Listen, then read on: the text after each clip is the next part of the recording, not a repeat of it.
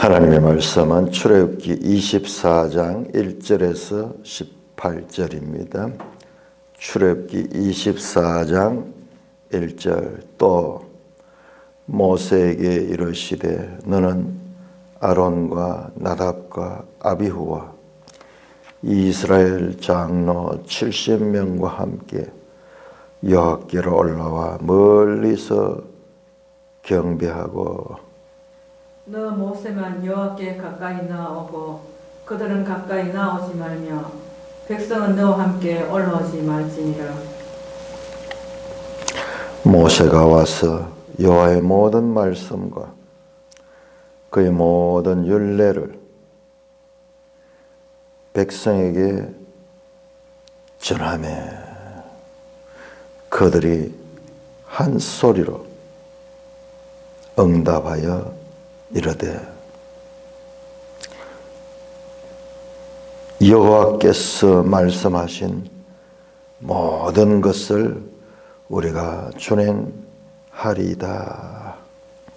모세가 여호와의 모든 말씀을 기록하고 이른 아침에 일어나 산 아래에 제단을 쌓고 이스라엘 12지파대로 12기둥을 세우고 이스라엘 자손의 청년들을 보내어 여호와께 서로 번제와 화목제를 드리게 하고 모세가 피를 가지고 반은 여러 양푼에 담고 반은 제단에 뿌리고 언약서를 가져다가 백성에게 낭독하여 듣게 하니 그들이 이르되 여호와의 모든 말씀을 우리가 준행하리이다.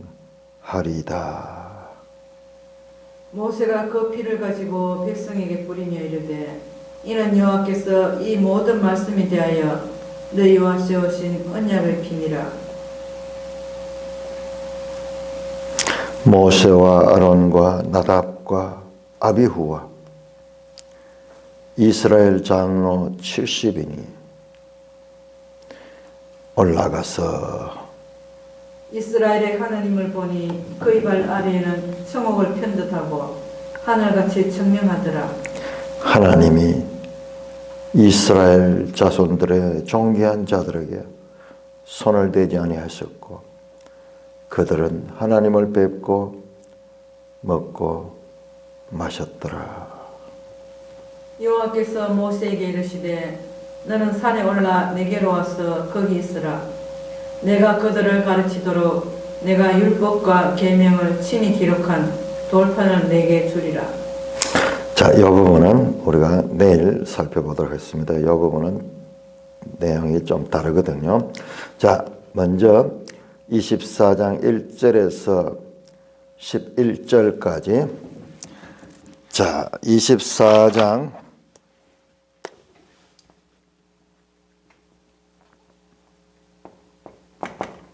1절에서 11절까지. 자, 하나님께서 이제 이스라엘 백성들과 언약을 체결하는 장면입니다. 언약 체결식, 구체적으로 이 퍼포먼스, 행위를 통해서 언약 체결식을 합니다. 자, 우리가 다시 한번 또 이 구절을 알아야 됩니다. 자, 19장에서 하나님이 임재하셨고 백성은 두려워하죠. 그 가운데서 하나님과 백성이 만납니다. 19장 후반절에 3일째 양자 대면을 합니다. 하나님은 시내산 위에 엄청난 빽빽한 구름과 번개와 천둥과 지진을 동반한 채로 하나님은 임재하시고 이스라엘 백성도 다 그 산 밑으로 모여서 만납니다. 우리 결혼식을 비유로 보면은 신랑과 신부가 이제 마주 대면하는 그와 같은 장면입니다. 자, 그리고 20장 1절에서 17절까지 10가지 말씀을 줬습니다. 소위 십계명이라고 하는 건, 자, 십계명이 아니고 10가지 말씀이라는 것을 오늘 확인하게 될 거예요. 자, 이렇게 주시고 하나님 임재장면이죠. 여기서 사이를 떼가지고 18절에서 21절까지 다시 임재장면, 임재, 두려움, 그리고 그죠? 이 10가지 말씀 하나님이 친히 말씀하셨어요.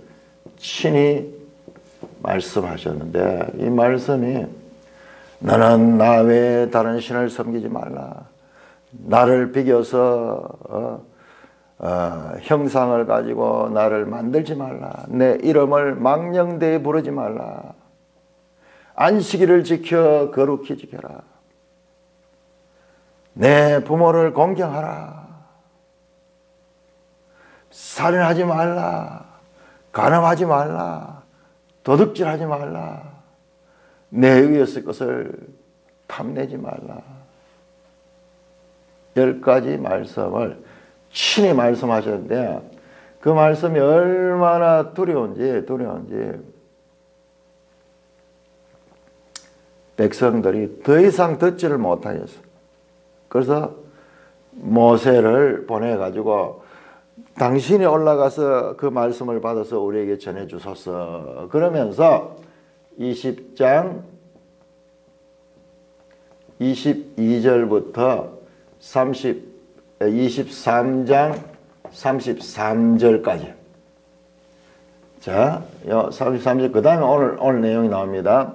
요 20장 22절부터 23장 33절까지는 이제는 이 십계명을 원리로 한 그와 같은 판례, 구체적으로 판례법을 줬습니다. 케이스 로우. 이 말씀은 하나의 원리인데, 예를 들어 살인하지 말라 원리를 주셨습니다. 그런데 사람이 살다 보니까는 부지 중에 고의적으로 살인해서는 안 되는데, 그런데 고의성이 없이 살다가 보니까는 결과적으로는 살인이 되어버렸어요. 그렇게 단순하지 않죠, 인간 삶이. 도둑질하지 마라. 그런데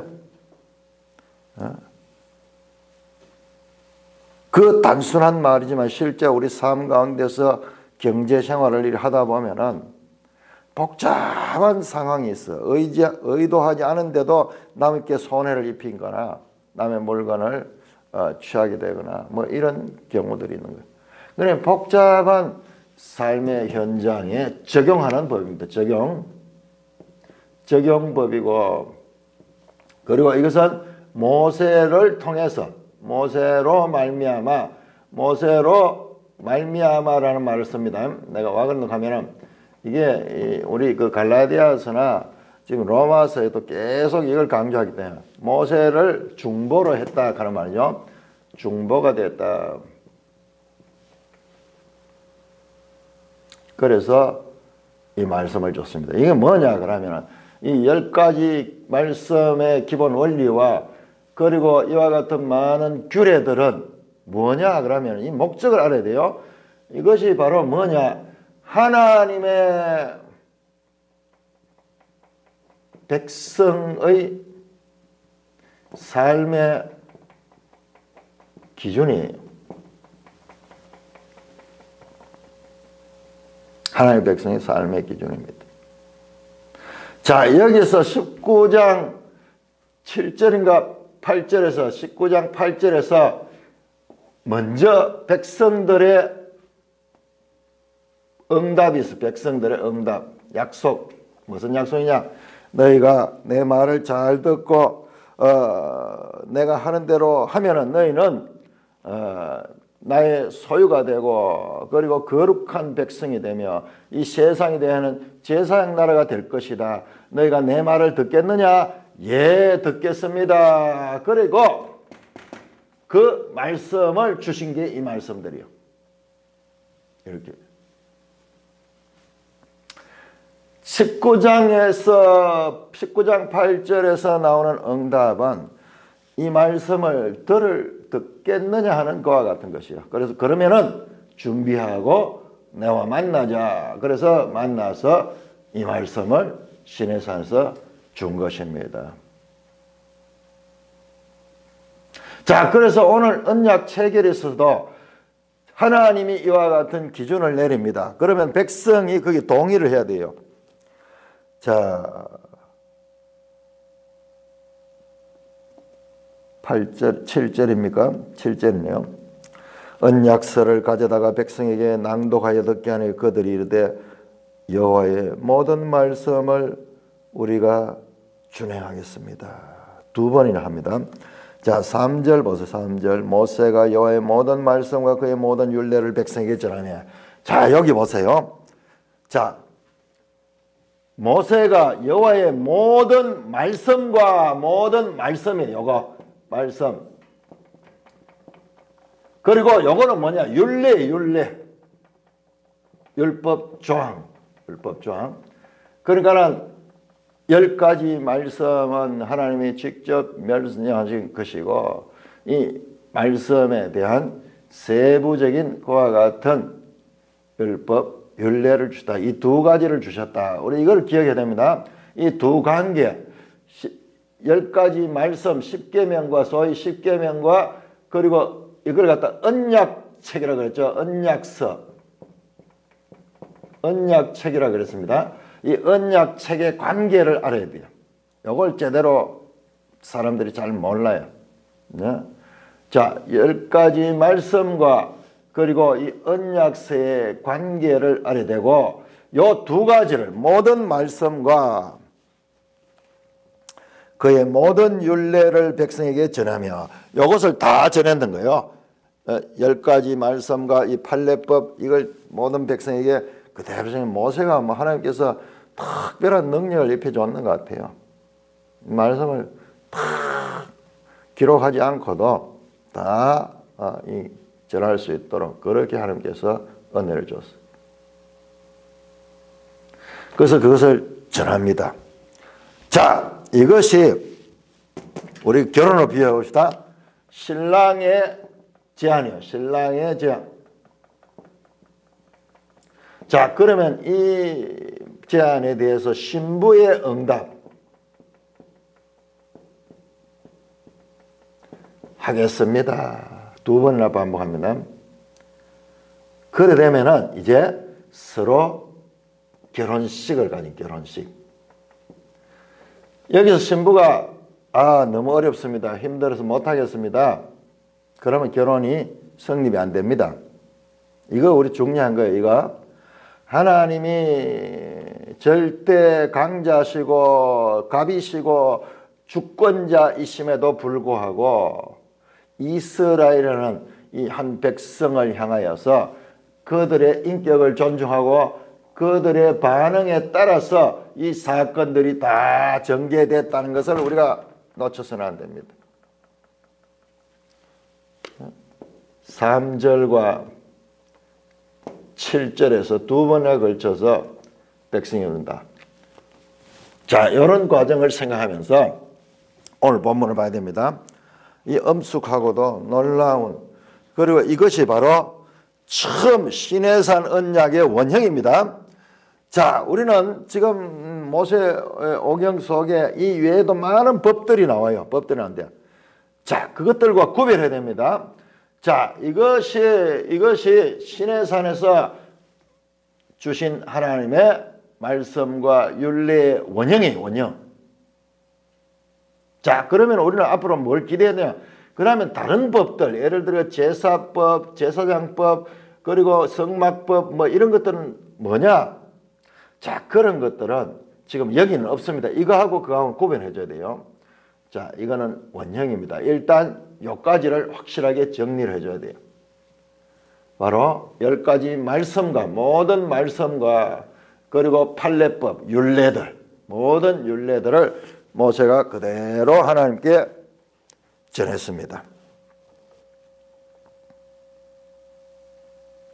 자, 하나님께서 24장 1절입니다. 이렇게 언약의 언약서까지 다 주신 다음에 모세에게 이르시되 너는 아론과 나답과 아비후와 이스라엘 장로 70명께 여호와께 올라와 멀리서 경배하고 도합 74명이죠.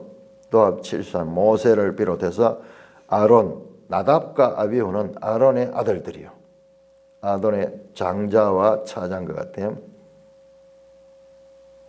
그 다음에 이스라엘 장로 70명, 이스라엘 대표하는 장로 70명과 함께 모세가 더해서 74명이 여호와께로 올라와서 자 시내 산으로 올라갑니다.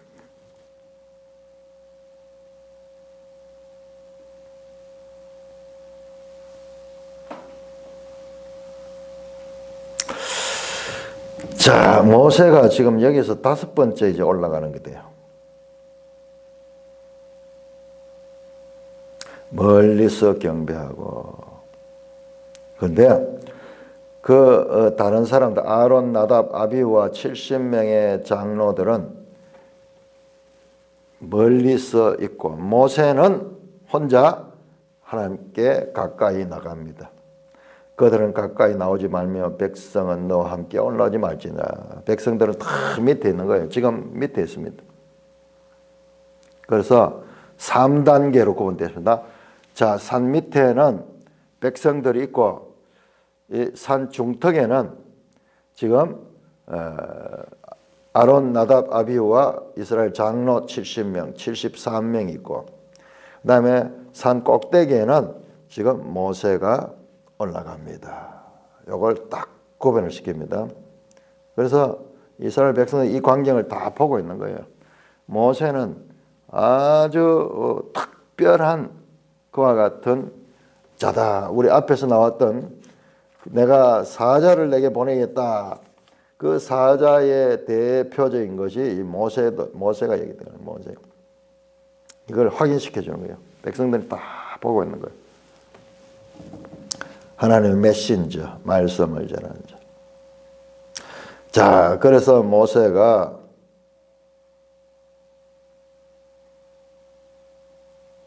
다시 내려왔습니다. 모세가 와서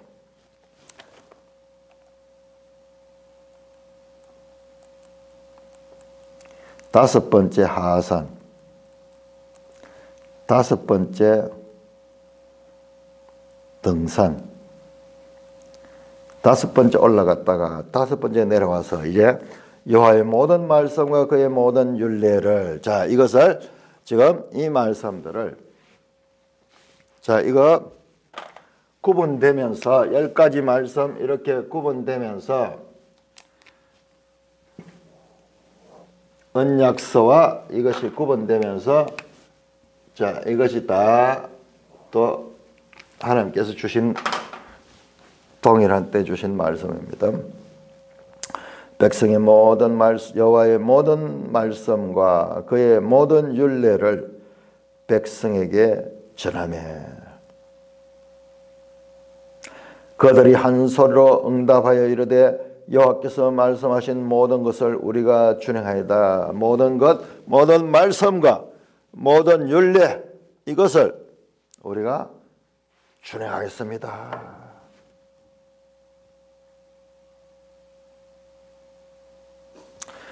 신랑은 신부를 비가 오나 눈이 오나 사랑하겠느냐? 신부는 신랑을 비가 오나 눈이 오나 병들 때나 건강할 때나 검은 머리가 팥뿌리가 될 때까지 사랑하겠느냐? 예, 혼인 서약이 이루어지는 거예요.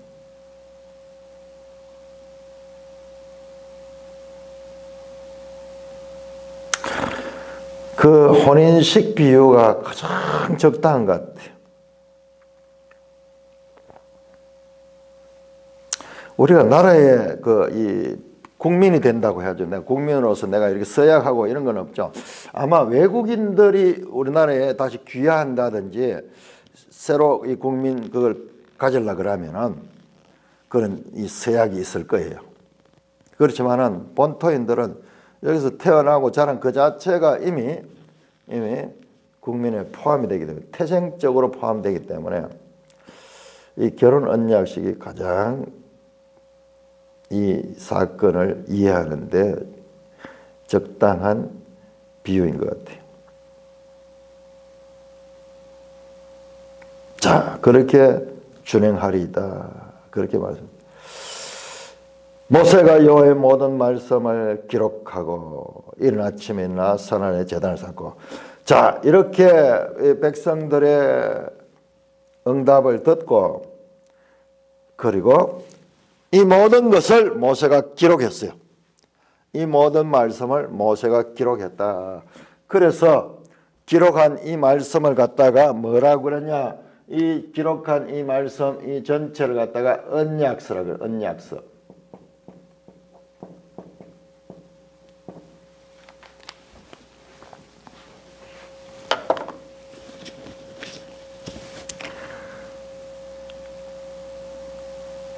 이른 아침에 일어나 산아래 제단을 쌓고 그 백성들이 있는 산아래다가 제일 먼저 제단을 쌓고 이스라엘 12지파대로 12기둥을 세우고 이스라엘 12지파대로 12기둥을 세우고 이스라엘 자손의 청년들을 보내어 여호와께 소로 번제와 화목제를 드리게 하고, 이것도 이제 우리 번역이 그냥 청년들이라고 되어 있는데 젊은 사람들이죠. 자, 이게 보면요, 뒤에 나오는 장로들과 그 앞에도 장로들 나왔죠. 장로들과 좀 구별되는 것 같아요. 장로들은 조금 이 나이가 많은 사람들, 오늘날 국회로 치면은요, 우리나라는 그런 양원제가 아닌데 미국 같은 양원제죠. 하원, 상원 있죠.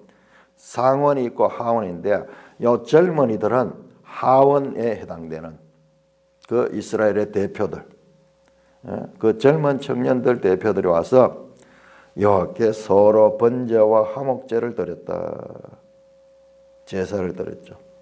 아직까지 제사법 자세한 것은 받지는 않았지만은 그러나 번제와 화목제를 드렸습니다.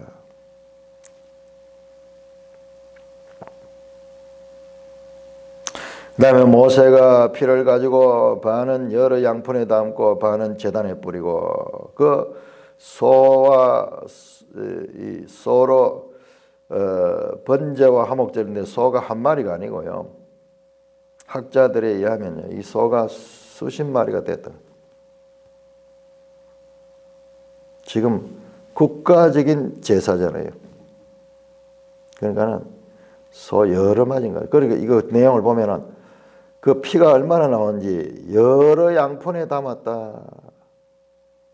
한 마리 피 같으면은 뭐 양푼 큰 거 하나 담으면 될 텐데 여러 양푼에 그 피를 담은 거 보면은 소가 여러 마리가 되는 것 같아요.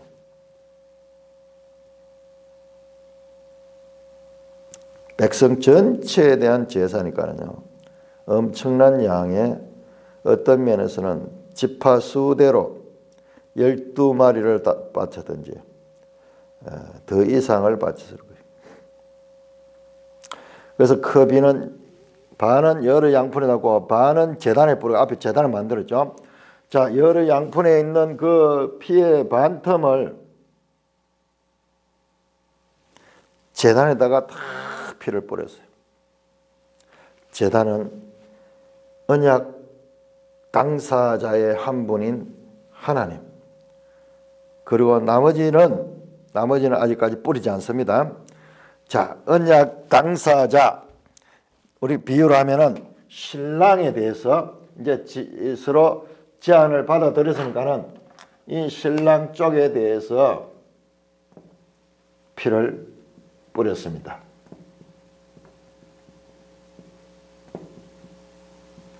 이게 제단이 하나님의 신랑을 대표하는 그와 같은 거죠. 자, 그 다음에 신부에게는 어떻게 피를 뿌린가 보세요. 자, 바로 뿌리지 않고 7절에 언약서를 가져다가 백성에게 낭독하여 듣게 하니. 자, 이것을 기록한 말씀을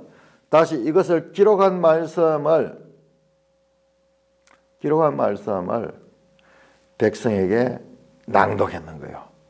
자, 이 기록이 중요한 것이, 이 기록이 없으면은 일회적으로 끝날 수 있는데 이 기록이 됐기 때문에 이것은 두고도 반복할 수 있는 것이고 기억할 수 있는 것이 되죠.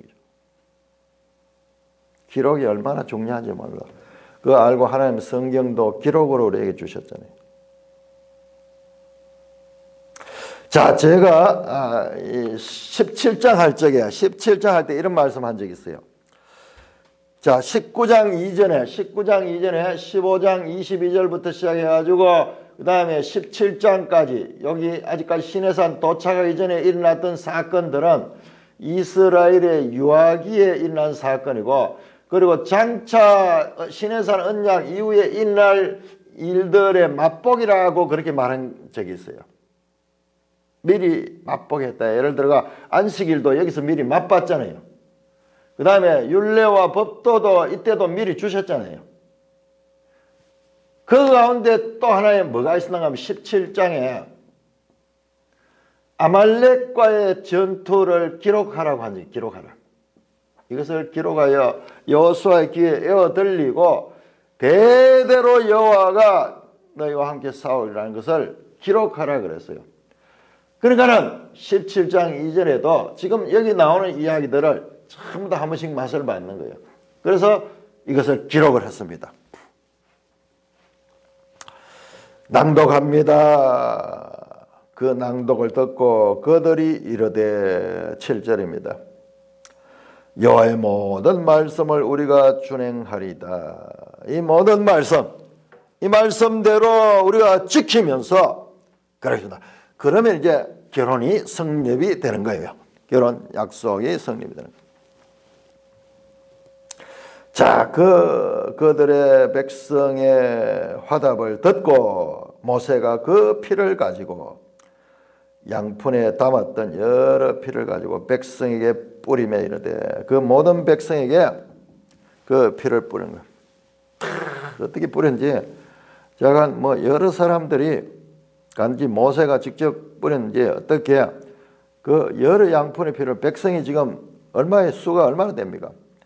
200만 명 정도가 모여 있는데 거기에 다 뿌릴 정도의 피 같으면은 그 사람에게 피가 튀기도록 했는가 한 사람도 빠짐없이. 그러니까 여러 양푼의 피가 뿌려졌습니다.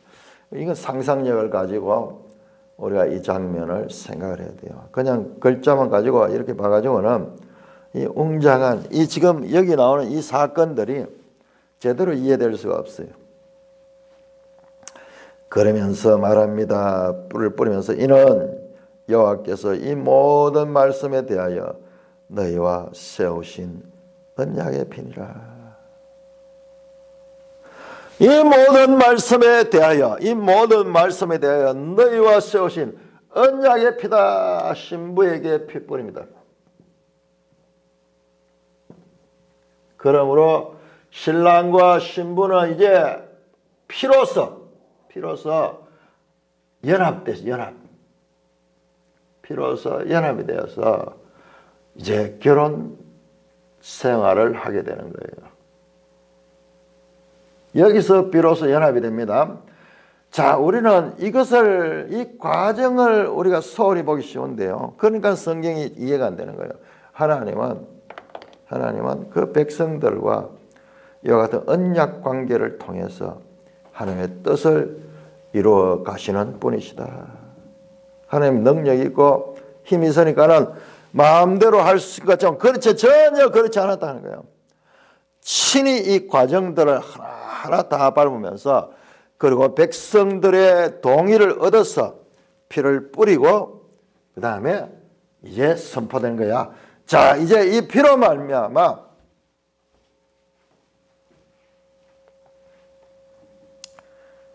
너희와 언약을 맺었다. 이것은 언약의 피다.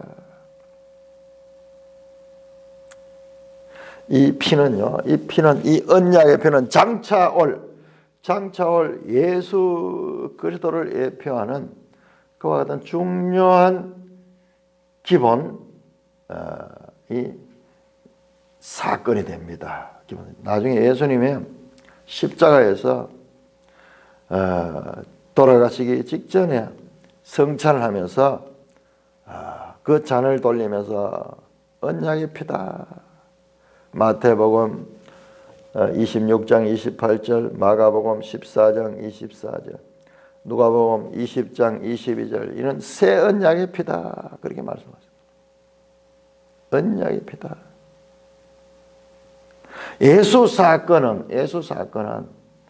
바로 이와 같은 구약의 신해산 언약과 연속성을 가지면서 차이가 있는 거예요. 차이가 있는 거예요. 이거 알아야 돼요. 예수님 그때 하신 말씀은 지금 이 말씀과 연관된 거예요. 이때 이후로 이스라엘과 하나님과 이스라엘 백성들, 신랑과 신부는 비로소 연합된 관계가 되는 거예요. 연합된 관계가 돼요.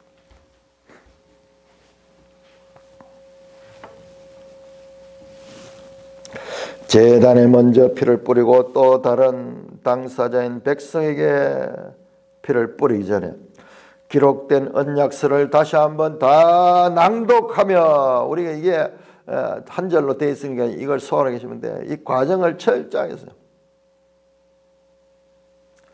이스라엘이 하나님과 언약 맺기를 원하는 걸 확인하며 그 동의를 얻어서 그 피를 뿌렸어.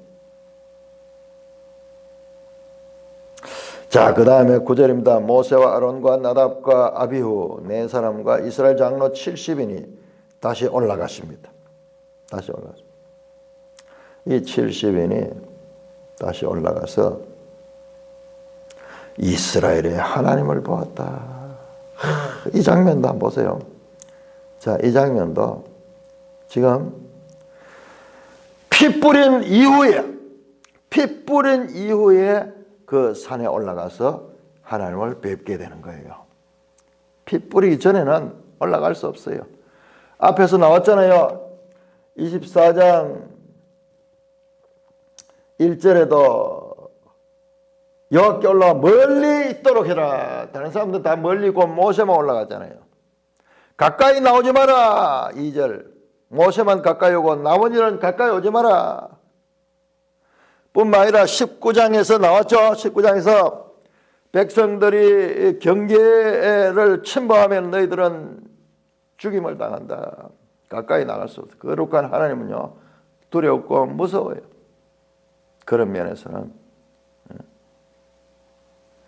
태양에 가까이 가면 우리 존재가 타버리듯이 그와 같은 근접할 수 없는 거룩함이 있는 거예요. 이거는 우리 입장에서는 이해될 수 없는 부분이에요.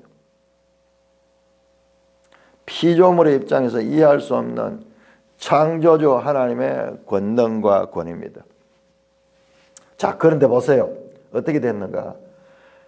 이 74명이요 올라갑니다. 이제 올라가서 이스라엘의 하나님을 보았다.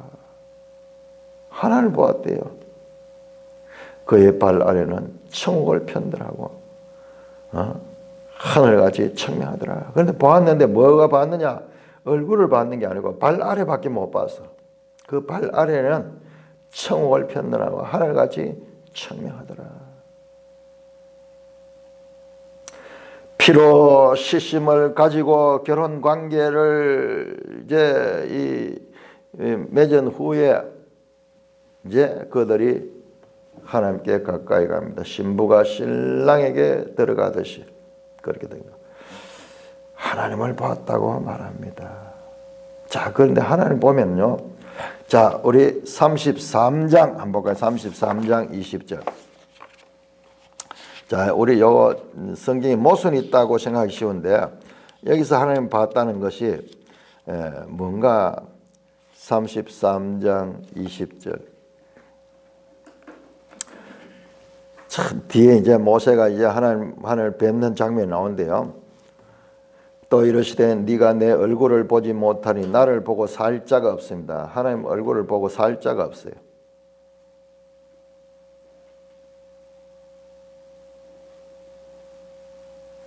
내 영광이 지나갈 때 내가 너를 반석 틈에 두고 내가 지나도록 내 손을 덮었다가 손을 거두니 내 등을 볼 거죠. 얼굴은 보지 못하나 하나님 직접 볼 수 없어요. 모세도 직접 보면은 죽습니다. 그런데 여기서 본 하나님은 그 발 아래를 봐서 발 아래. 자, 여기가 어디냐? 바로 이사야 6장에서 이사야가 보았던 그 천상의 장면. 에레미야 1장에서 에스겔 1장에서 에스겔이 보았던 그 천상의 장면. 요걸 갖다 소드라고 소드.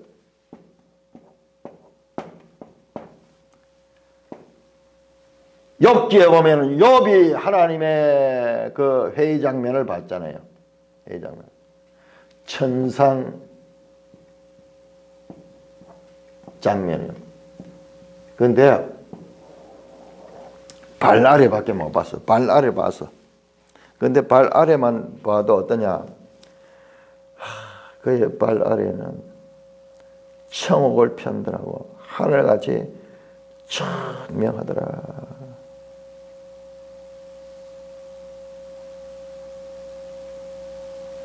너무나 영광스러운 장면. 청옥을 편들하고 하늘같이 청명한 그 발 아래를 보았습니다. 모순이 아니에요. 여기 분명히 하나님을 봤는데 뭘 발 아래를 봤다 그러더래요. 하나님 보고는 살 수가 없어요. 이사야도 말하죠. 이사야 6장에서 화로다 나여 죄인으로서 하나님을 본 뱀으로 말미암아 내가 죽게 되었도다. 그때 천사가 숯불로 그의 입을 찢으잖아요. 정결하게. 지금 이스라엘 백성들도 이와 같이 하나님을 봤다. 그런데 이 하나님을 봤다는 것은 그의 발 아래를 봤다는 것입니다. 11절 하나님이 이스라엘 자손들의 존귀한 자들에게 손을 대지 않았다. 이때는 손을 대지 않습니다. 앞에 보세요. 앞에서부터 시작해서 가까이 오는 거 얼마나 금했어요. 얼마나 금했어요. 가까이 오면 죽음을 당하는 거예요. 가까이 오면 안 되는 거예요. 자, 우리 19장 다시 한번 볼까요? 19장의 그 부분을 다시 한번 봐야 돼요. 19장 22절 또 여호와께서 가까이에 있는 제사장 때 그 몸을 성결하고 나 여호와가 그들을 칠까 하노라. 24절 여호와께 그에게 이르 가라 너는 내려가서 아론과 함께 올라오고 제사장들과 백성들은 경계를 넘어 나 여호와께 올라오지 못하게 하라. 내가 그들을 칠까 하노라. 이거는요 하나님이 의도적으로 치는 것이 아니라 그 자신들이 거기 들어오게 되면은 뭐라고 비유할까요? 뭐 태양 비유밖에 할 수 없네요. 우리 지구가 태양에서 지금 거리가 여기 있어서 그렇지 조금 더 가까이 가면은 이 지구 자체가 다 타버려요. 그런 상태를 이해를 해야 돼요. 이거 하나님 막 뻐기는 게 아니고 존재 자체가 가게 되면은 스스로 자멸을 하게 되기 때문에 그런 거예요. 몇 번 강조하잖아요. 그런데 지금 여기에서는 그것이 해제가 됐어요. 해제가 됐어요. 하나님이 이스라엘 자손의 존귀한 자들 손을 대지 않으셨고 그들은 하나님을 뵙고 먹고 마셨도다. 이 성경에서 가장 영광스러운 장면입니다. 언약이 체결되고 이제 언약 식사, 언약 체결식을 마치고 언약 체결을 기념하는 식사를 하면서 이제 이 언약이 비준됐다는 것을 그림으로 보여주는 거예요. 자, 이제 이스라엘 백성들은 19장 이전의 이스라엘 백성과 완전히 다른 상태입니다. 마치 결혼하기 전에 처녀와 총각으로 살던 사람이 이제 결혼해서 부부가 한 가정을 이루고 살게 되듯이 이 19장과 24장의 과정을 통해서 그와 같은 관계가 형성이 되었다. 여러분 생각해 보세요. 하나님은 지금 여기까지요. 우리는 지금 이 과정만 봤는데 이 이전도 한번 보세요. 제국에 종살이 할 때도 하나님은 이 뜻을 가지고 있었고 아니 저 창세기에 아브라함 때부터 이 뜻을 가지고 있다가 그것이 이제 역사 가운데서 성취되고 있는 거예요. 이게 하나님의 역사고 구속사고 구원 계시의 발전성입니다. 그러므로 앞으로 이어지는 내용들은 전부 이스라엘에 대한 것은 이와 같은 관계를 전제로 해서 해석이 되어야 돼요.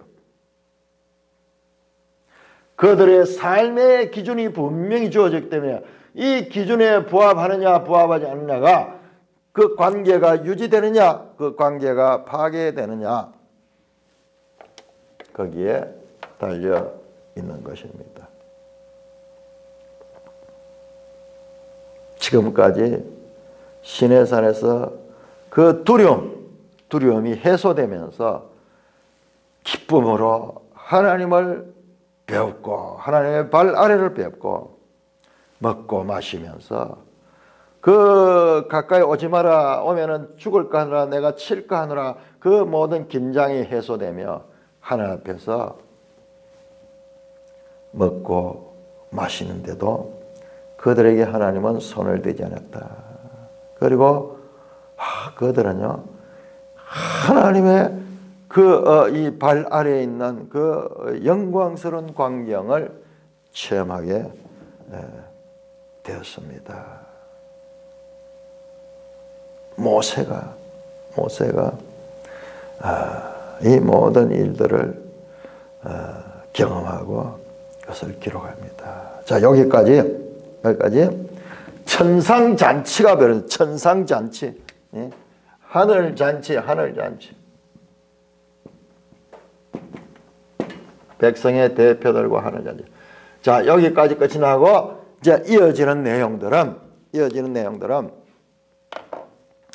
12절부터는 이제 언약 체결식이 끝이 나고 다시 여호와께서 모세에게 너는 산에 올라 내게로 와서 거기 앉아라. 자, 요거 6번째 등정이네요. 6번째 등정을 요구합니다. 자, 이번에 다시 산에 올라가서 뭐 하는가? 자, 요걸 구별해야 됩니다. 자, 여기까지 정리가 돼야 됩니다. 언약서까지 받았고, 그 다음에 다 이제 언약까지 체결했어요.